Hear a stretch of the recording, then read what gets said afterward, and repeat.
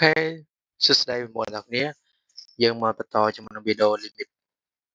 ទី6របស់យើងទៀតជា limit នេះគឺ limit control 13នៃ x គុណ3បូក27ចែកពី x ការ៉េដល់ x ដល់27បាទ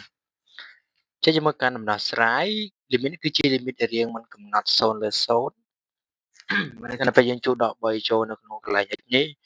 វាចេញបាន0ហើយនេះយើងទូទៅចេញ0ដែរ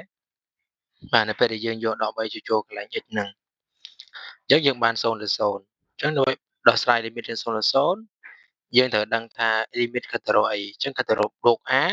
ត្រូវរកកតេ x ដក a អានេះគិតទៅរកដក a ត្រូវរកកតេ x បូក a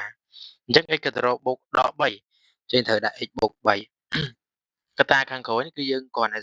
គុណយ៉ាងណាឲ្យចេញទូដើមទូចុងដូចគ្នាទៅគឺចប់ណាអ្វីដែលសំខាន់ថ្ងៃនេះគឺត្រូវចេះរូបមន្ត a គីបបូក b គីបភ្ជាប់ជាមួយនឹង limit របស់យើងយើងឃើញថា x ខិតទៅរកដល់3កតាដែលត្រូវមានគឺ x បូក3កន្លែងនេះគឺវាមានអត់មាន x បូក3ទេប៉ុន្តែដោយសារ x បូក3មកពីណា3គឺបានមកពី27លើកជាស្វ័យគុណ3បាទ27ស្វ័យគុណ3សំទោស3ស្វ័យគុណ3គឺចែក27ចេះយក27ចែកកតាបឋមមកបានដូចគ្នាណា27ចែកនឹង3រហូតទៅវាបាន3គុណ3គុណ3 3ដងទៅវាស្មើ3ស្វ័យគុណ3ហើយចឹងវាចូលរមុន a គីបបូក b គីបបន្តមកទៀតគឺយើងអាចបញ្ចូលរមុនបានហើយ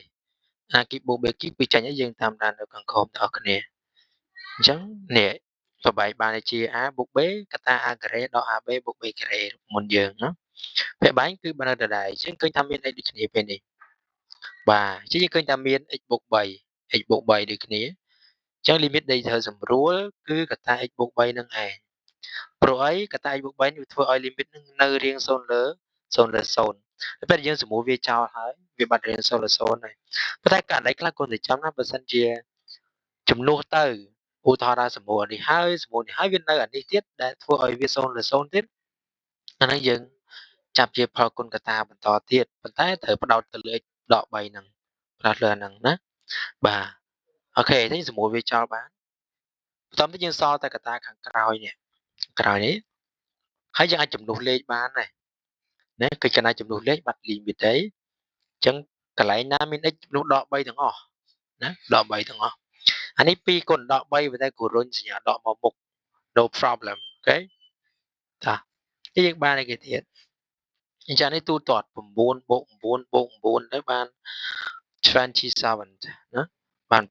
27លើអានេះដក6ដក9ដក15គូសម្រួលនឹង3ទៅស្អែកចេះដាច់3ចាំ9លើ15បាទអញ្ចឹងចម្លើយគឺដក9លើ15បាទអញ្ចឹងបងប្អូនទាំងអស់គ្នាមានចម្ងល់កន្លែងណាកុំភ្លេច comment ណានៅខាងក្រោមវាសួរលោកគ្រូបន្ថែមបាទហើយជាចុងក្រោយបងប្អូនអរគុណជួយចុច like subscribe បាទ YouTube របស់លោកគ្រូអ្នកមួយអរគុណ